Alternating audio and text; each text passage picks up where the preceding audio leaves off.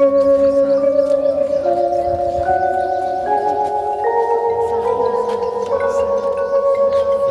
पाठीमागच्यावर भेटका ना इकडे इकडे त्यांच्या अंगावरती.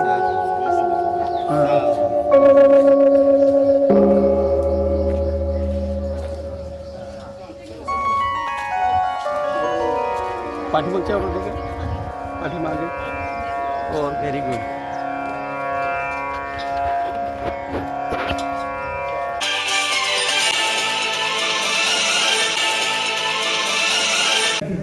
कार्यक्रम आयोजन करण्याचं टाळतो आहे, कारण घर हा छोटासा असतो, पडण्याचे दिवस असतात.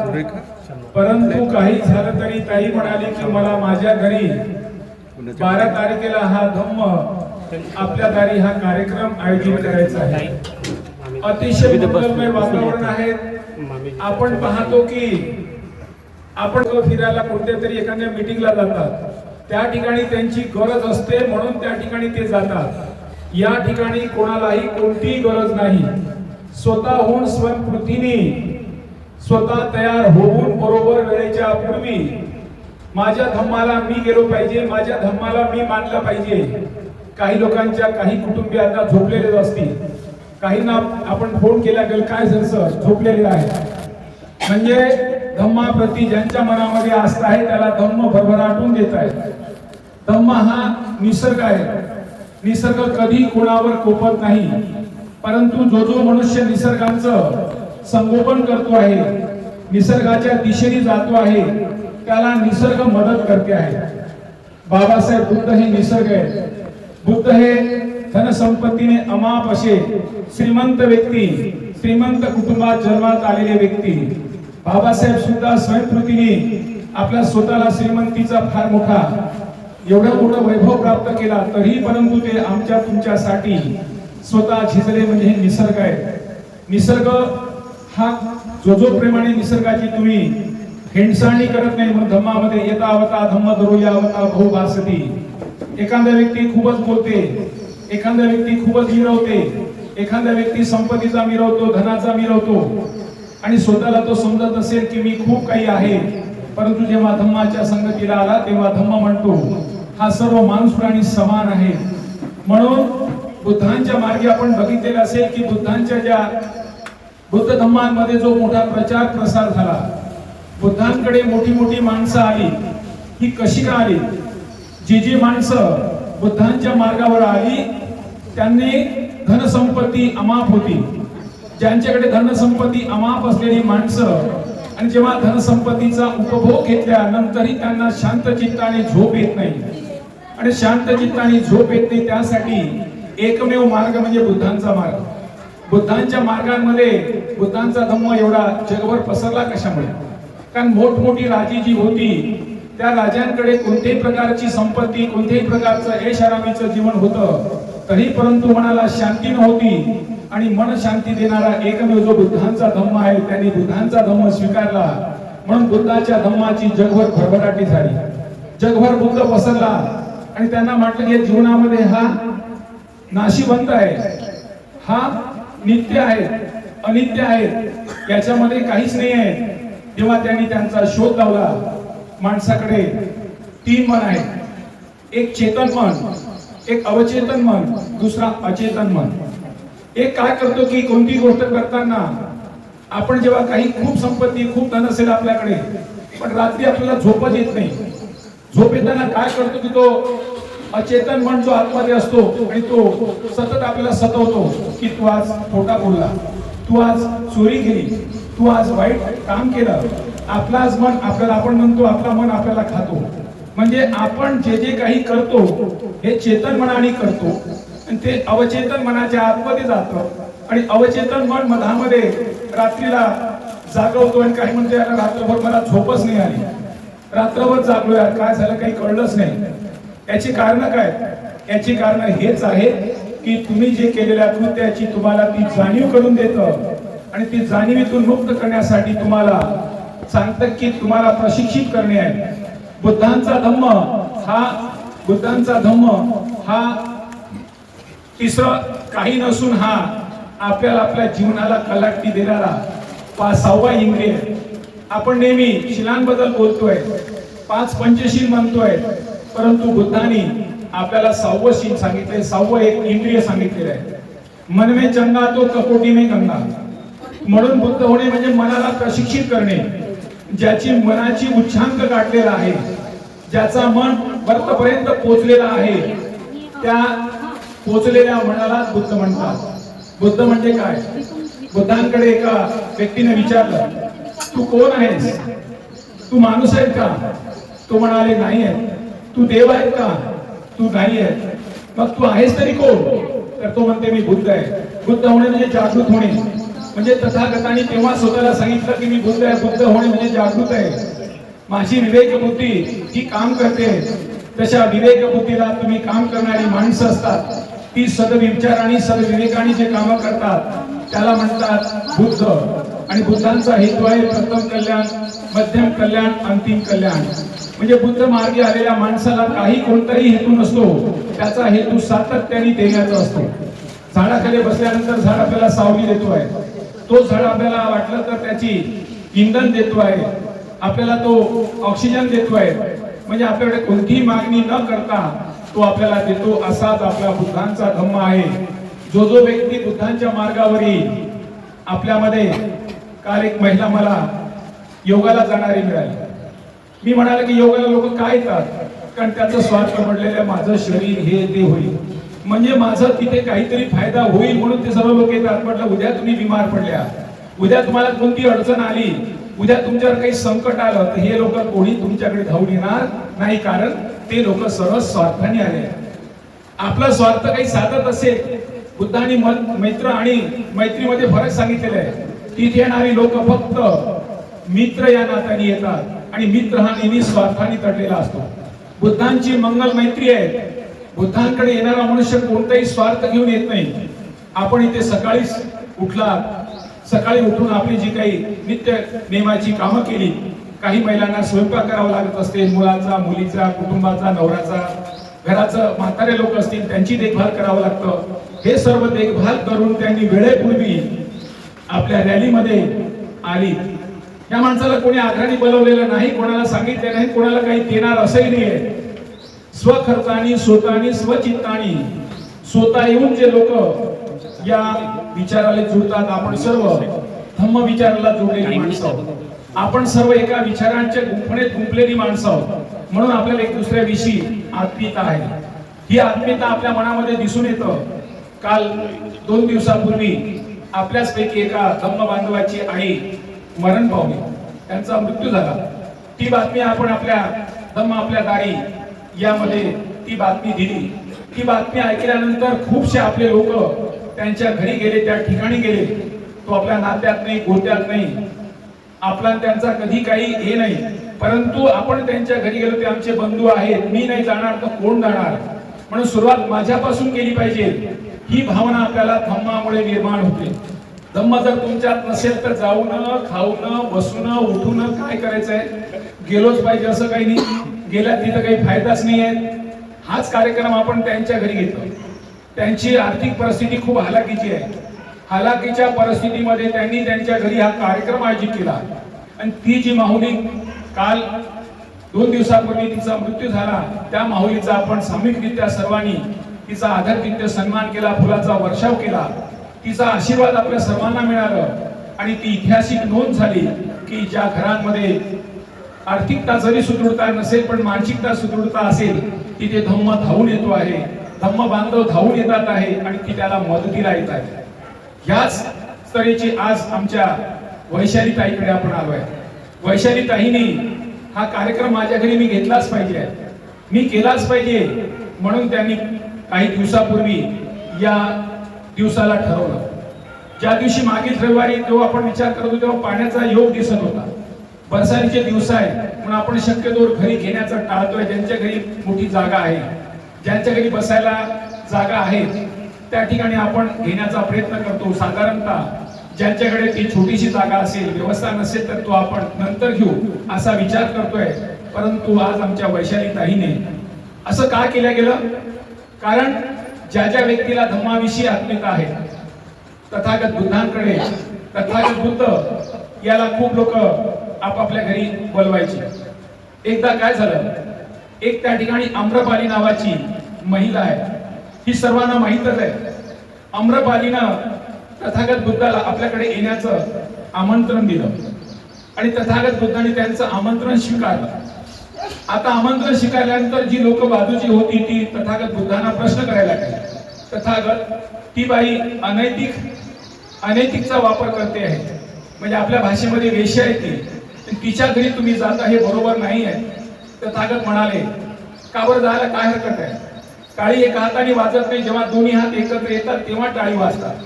ती अशी अनैतिक कृत्य कशी करते जोपर्यंत तुम्ही पुरुष मंडळी तिथे जात नसावे? म्हणजे टाळी वाजत असताना ही दुहेरी असतं, त्याच्यामुळे तिचा काय दोष, मी तिथे जाणार. म्हणजे त्या ठिकाणी तथागत त्याच्या घरी गेल्यानंतर तिचा जो आनंद होता तो गगनास्माविनाशी झाला. आणि तथागतांच्या त्या आज आम्रपाली सारख्या कितीतरी महिला होऊन गेल्या असतील, कितीतरी महिला असतील, परंतु आज इतिहासात नोंद आहे की ती बुद्धांच्या मार्गी आल्यामुळे आज ऐतिहासिक नोंद आपण त्या आम्रपालीला आठवण करतोय.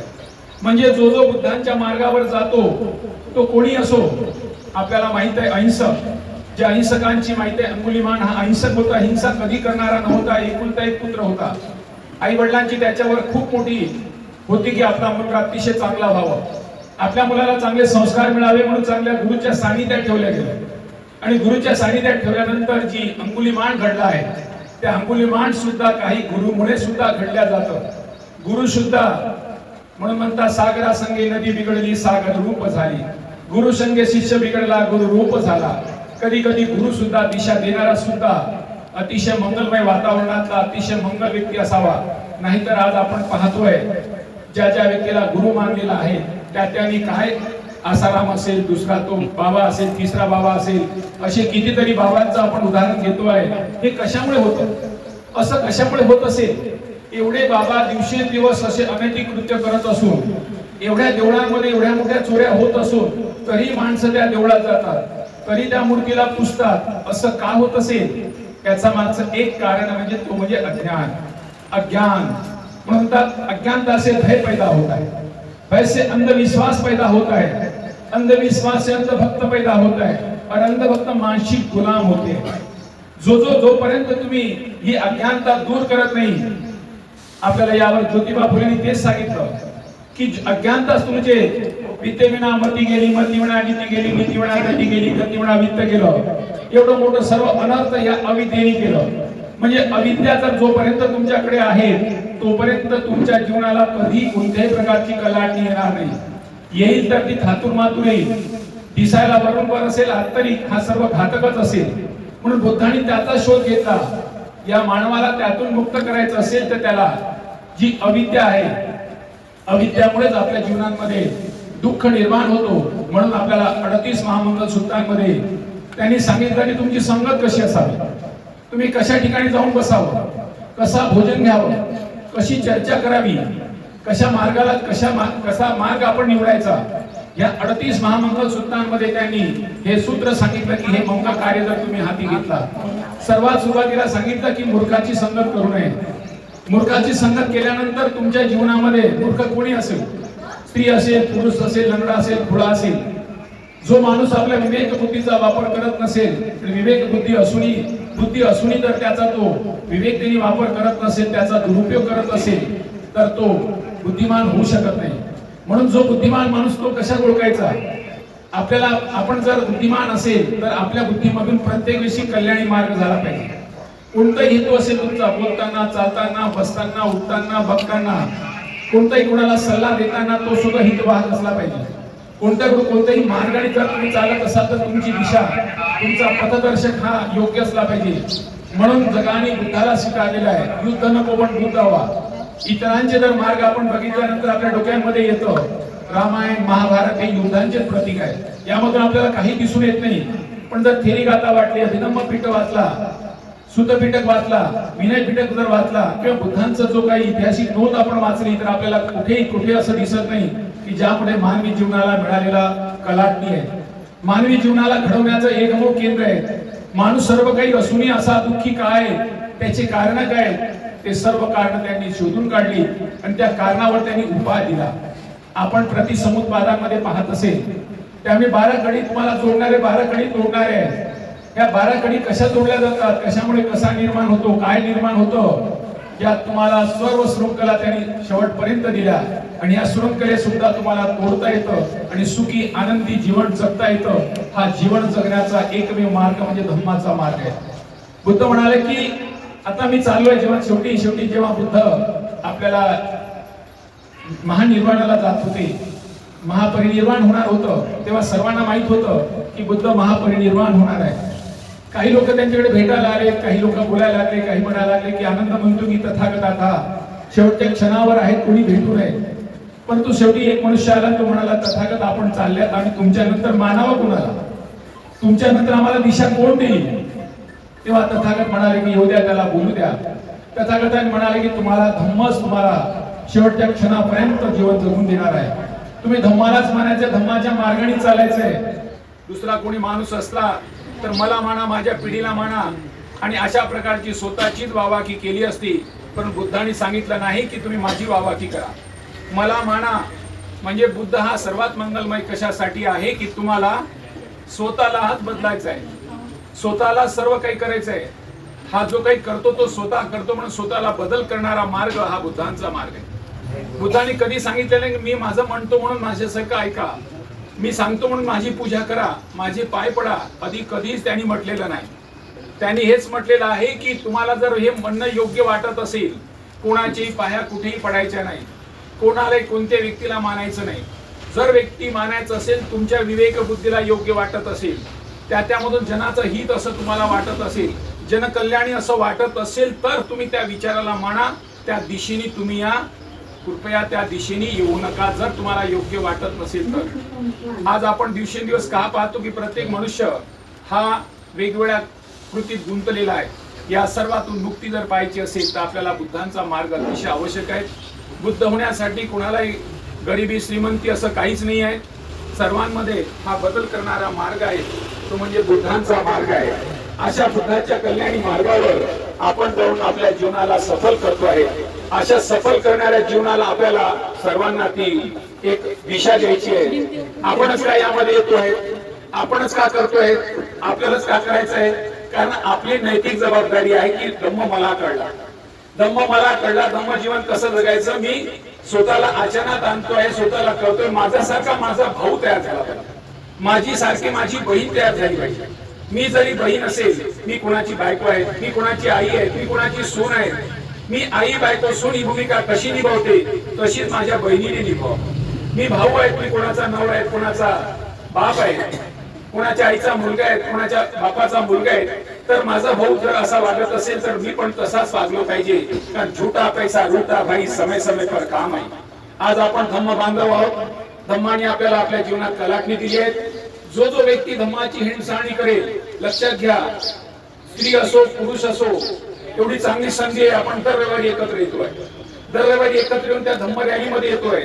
आपण काही तास म्हणा, काही मिनिटं म्हणा, आपण धम्माचं स्मरण करतो, बुद्धं शरणं गच्छामि, बुद्धं शरणं गच्छामि, हे सतत आपल्या कानावर पडतंय। लक्षात ठेवा, आपण ज्या रॅलीमध्ये येतो तेवढा क्षण, तेवढा, आणि आपल्या हातामध्ये पंचशिलाचा झेंडा असतो, आपल्या गळ्यामध्ये पंचशीलचा दुपट्टा असतो, आपल्या डोक्यावर धम्म आपलं दारी असतं। काही क्षण म्हणा तुम्ही त्या विचाराला घेऊन जाता, अतिशय मंगलमय वातावरण, अतिशय मंगलमय विचार तुमच्या डोक्यात असतो, कारण मी धम्माला पुढे नेत आहे, मी धम्माला घेऊन जात आहे।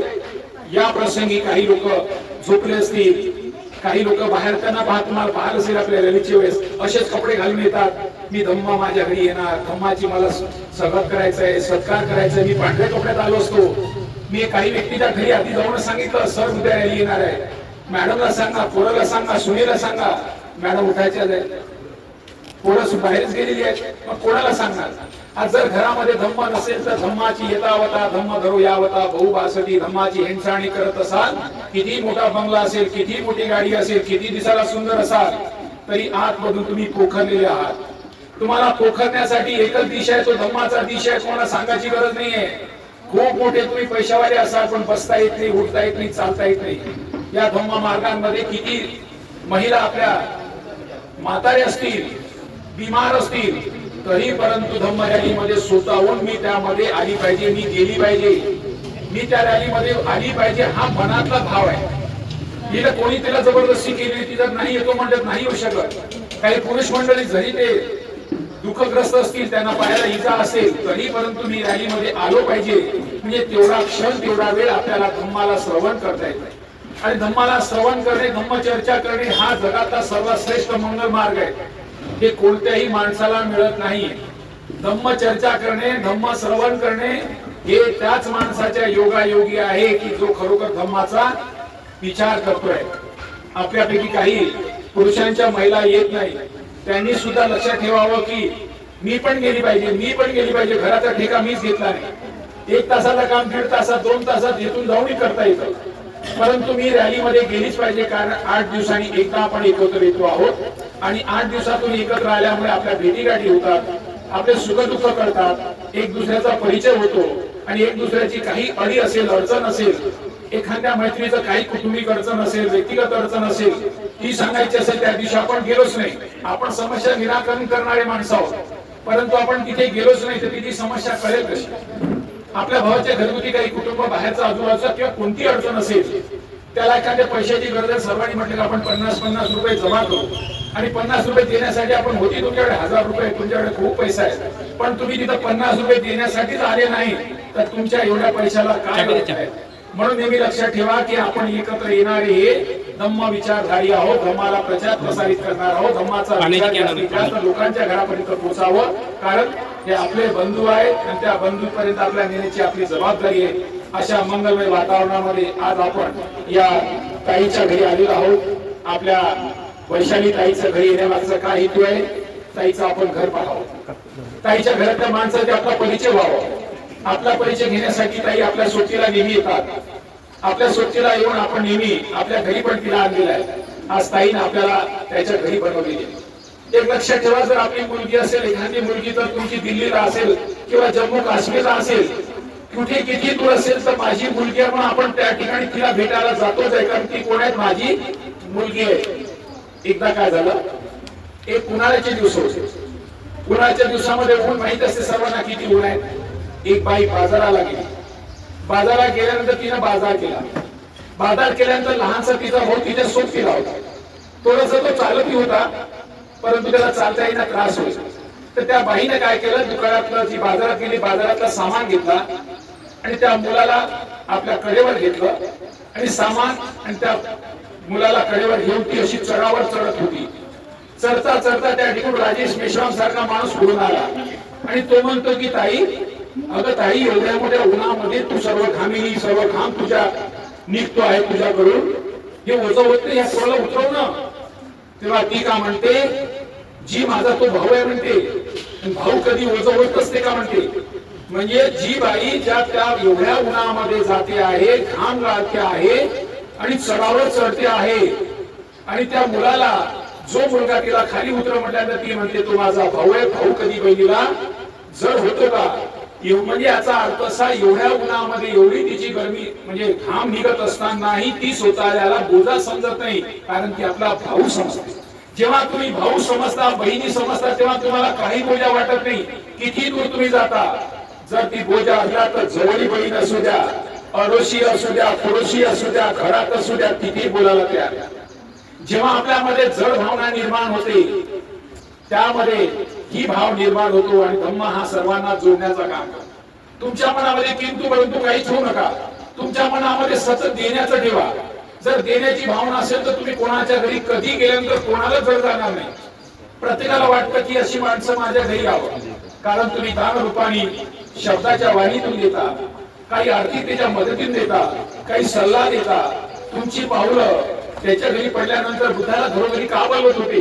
जिथे जिथे बुद्धांचे पाऊल पडे त्या त्या घरामध्ये नवचैतन्य निर्माण हो. आपण सर्व बुद्धाला मानणारी माणसं आहोत. आपण ज्यांच्या ज्यांच्या दारी जाऊ, ज्यांच्या ज्यांच्या घरी जाऊ, तिथे सुद्धा नवचैतन्य निर्माण होण्याची संधी आहे. अशी संधी आज आमच्या वैशाली ताईने स्वीकारलेली आहे.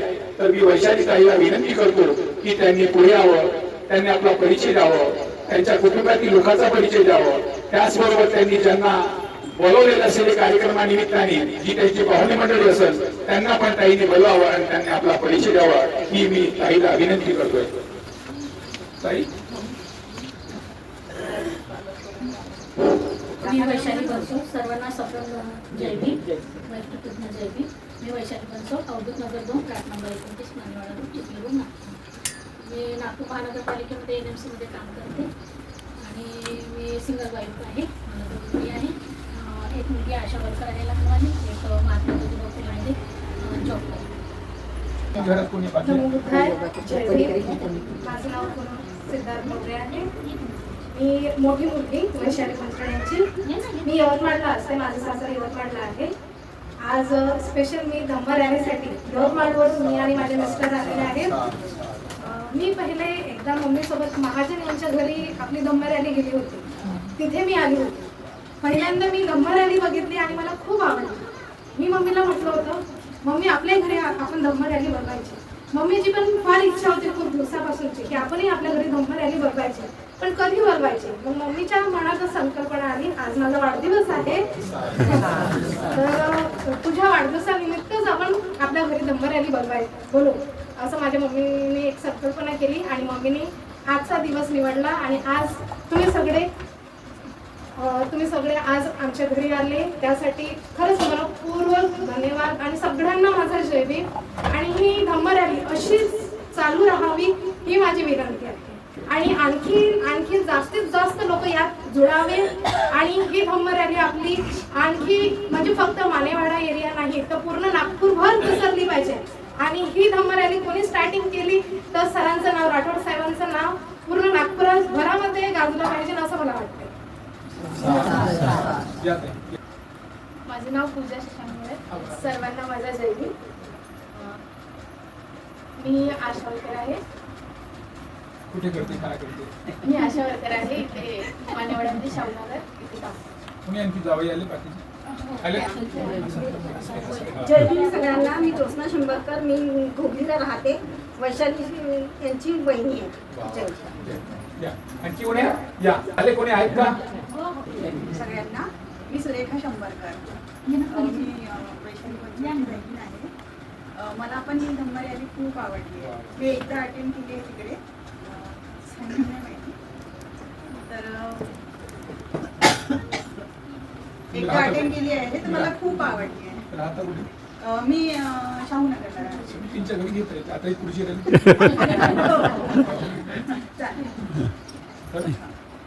त्यामुळे मी जोगीनगरमधून आली आहे. ही वैशाली ते माझी ताई आहे आणि सर्वांना माझा जय. कशासाठी आली? धम्म रॅलीसाठी. काय ऐकलं होतं की पहिली? नाही, पहिल्यांदा आली आहे मी. तर तिने मला सांगितलं होतं की हर रविवारी धम्म रॅली असते प्रत्येकांकडे, तर मी म्हटलं ठीक आहे, मी पण बघते. तुला प्रश्न नाही केला धम्म काय बघू भानगड आहे, धम्म रॅली काय भानगड आहे बुवा? नाही, म्हणजे पहिले प्रोग्राम अटेंड करेल आणि मग प्रश्नावर प्रश्न करेल अशी माझी इच्छा. सर्वांना विनंती आहे की जोपर्यंत आपण धम्म रॅलीमध्ये येते इतरांना सांगायचं धम्म रॅलीत यायचं म्हणजे कशासाठी त्याला पण सांगायचं आहे की धम्म रॅली, धम्म म्हणजे आदर्श जीवन जगण्याचा मार्ग. या मार्गावर जो जो माणूस आहे त्याचा कल्याण होतोय. तू पण या मार्गावर आहे, तुझा पण कल्याण होईल. कारण या ठिकाणी आपण पाहिलं की बुद्धांच्या गळ्यांमध्ये माळ दिसते. ही माळ फुलांची आहे. फुलाला एकत्र जोडलं, त्या दोऱ्यांमध्ये बंधित केलं, तसंच धम्म हा दोरा आहे. आपण फुलं आहोत, या फुलात त्यांनी एकत्र गुंफलेलं आहे आणि तीच माळ जर त्या गळ्यात पडली तर शोभून दिसते. तशीच आपण कोणाच्या घरी गेलं त्या घराला शोभून दिसतं. आज आपलं घर शोभून का दिसतोय? वैशाली ताई आपल्या नात्यात नाही, गोत्यात नाही, परिचयात नाही, कधी ओळखीची नाही, पण धम्माने तिला जोडलं, तिच्या घरी आपल्याला आणलं. म्हणून धम्म हा किती शृंखला आहे ती आपल्याला फुलाच्या माळेसारखं आपल्याला शोभवतं, सुशोभित करतं. ही शोभित करण्याचं काम आहे. त्यालाच पण आता शंभरकर ताई म्हणाला माझ्या घरी या, म्हणजे एक ज्योत अशी ज्योत लगाते चलो, प्रेम की गंगा बहाते चलो. ही ज्योत आहे ती आहे. पुणे माझं रेखा हे सांबारे नाव आहे. मी अवधूत नगरला राहते आहे आणि मला ही रॅली खूप आवडली आहे. मला फोन केला वैशाली ताईने आणि मी इथे आली आहे. मला खूप आनंद झाला आणि खूप चांगलं वाटतं. सर्वांना जय भीम.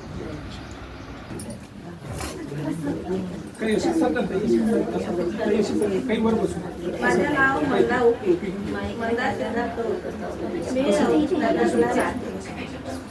मला धम्म रॅलीबद्दल माहिती आहे मी सरांकडे, पण धम्म रॅलीत गेली नाही मी. सर्वांना जय भीम. आता येईल म्हणा असे सांगा ना, आश्वासन द्या ना. रुटा आता पैसा, हे मी रुटा माझ्या पैसा. घरी पण केणार. तुमच्या आणि मैत्रिणीला हे पण पण बोलवा. सांगा की राठोड साहेब खूप चांगले आहेत. नाही, नाही, तुम्हाला धम्माचे प्रत्येक माणसं चांगली आहेत. म्हणजे उशाला पहा, ऊस कुठूनही खा बोलत असते, धम्माची माणसं गोडच आहेत. त्यामुळे झालं आपण सर्व बसू घ्या. नाही नाही भारती सुनील कडबे. धम्माबद्दल मी धम्म रॅलीबद्दल आधी मी ऐकलेलं आहे, पण हे पहिल्यांदा मी अटेंड करत आहे. खूप आवडलं मला. इथे सगळे लोक इतके आलेले पाहून. जय हिंद.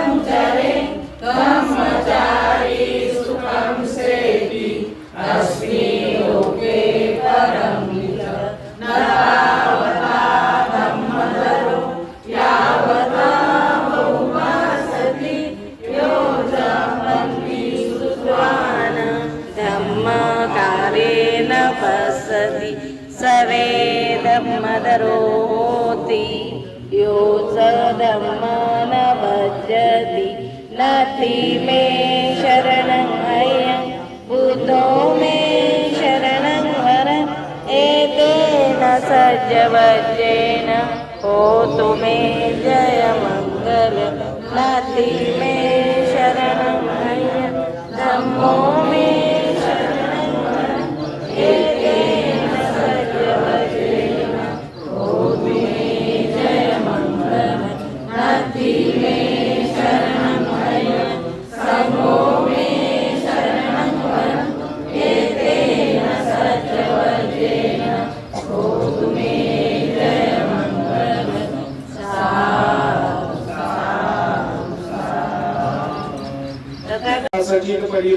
इजा होणार नाही, दुःख होणार नाही याची मी काळजी घेईन. कोणताही मनुष्य धम्माची हिणसांडी करणार नाही. धम्माचा मी आत्मीयतेने धम्माचा जो विचार आहे तो मी प्रामाणिकपणे वापर करेन. आणि जर कोणी व्यक्ती खूप बोलते, खूप गोडगोड बोलते, खूप मोठा बोलते, जोराने बोलते म्हणून तो काही धम्मदार होत नाही. धम्माचा पालन करणारा आणि एका शिलाचे जरी पालन केलं तरी तो धम्मशील होऊ शकतो. म्हणून माझे सर्वश्रेष्ठ जे असेल, बुद्ध हे माझे सर्वश्रेष्ठ आहे. मी बुद्धांचे आचरण करेल. बुद्धांचा धम्म हा सर्वश्रेष्ठ मी त्यांचं आचरण करेल आणि बुद्धाचा संघ हा सर्वश्रेष्ठ मी त्याचं आचरण करेल असं आपण या धम्मपालन गाथेमधून म्हणतो आहोत. आता आपण आपल्या सर्वांचा व्यक्तिगत परिचय देऊन देऊ. माझा परिचय, मी ॲडव्होकेट डॉक्टर रमेश राठोड. मी हायकोर्टाला वकील म्हणून प्रॅक्टिस करतो आहे आणि मी 2006 ला बौद्ध धम्माची दीक्षा घेतली आणि 2006 नंतर 2016 पर्यंत मी त्यानंतर 2016 पासून दरवर्षी ओबीसी लोकांना बुद्ध धम्माकडे आणण्यासाठी धम्म दीक्षेचा कार्यक्रम दरवर्षी 25 डिसेंबरला आयोजित करत असतो आहे. आणि अशाच प्रकारे कल्पना डोक्यात आली की आपण धम्म आचरणी माणसं असल्यामुळे धम्माचा प्रचार जास्तीत जास्त लोकात व्हावं म्हणून आपल्या काही लोकांची मीटिंग घेतल्या गेली आणि आपण हा मागील काही दिवसापासून हा 40वा धम्म आपला आजची धम्म रॅली आहे. अशा प्रकारे 40-42 काही दिवसापूर्वी आपली धम्म रॅली झालेली आहे. अशा प्रकारचे धम्माचा आपण घरोघरी धम्म हा दर रविवारी प्रत्येक बुद्धानी विहारात गेलंच पाहिजे असं बाबासाहेबांनी सांगितलेलं आहे. आपण विहारात जात नाही म्हणून आता धम्मच तुमच्या घरी आला आहे. आज एवढे लोक आपण विहारात असतो तर ताई सुद्धा त्या विहारात येऊन बसली असती. आज आपणच सर्व तिच्या घरी आलो म्हणजे ती धम्म रॅली म्हणजे धम्म किंवा विहार तिच्या घरी आलाय.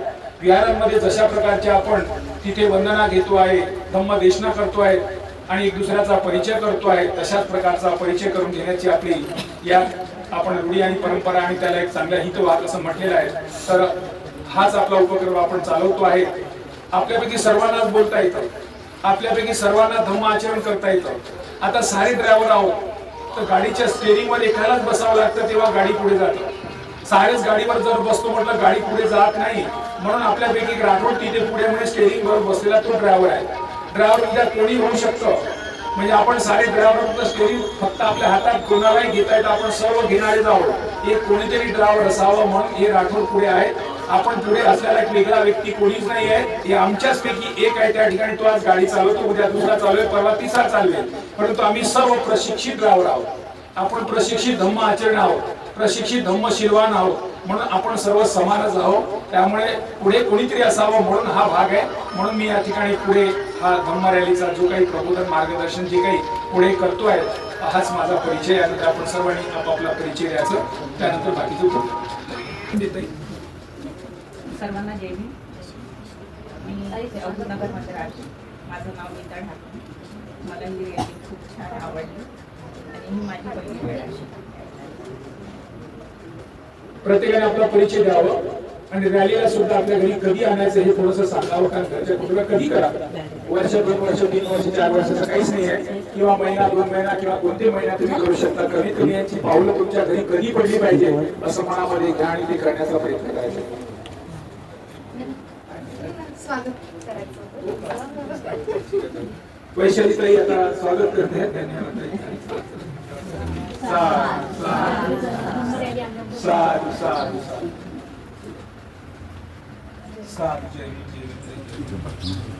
नमस्कार दोस्तों, हमारे न्यूज़ चैनल न्यूज़ इंडिया को लाइक कीजिए, शेयर कीजिए, अनसब्सक्राइब कीजिए.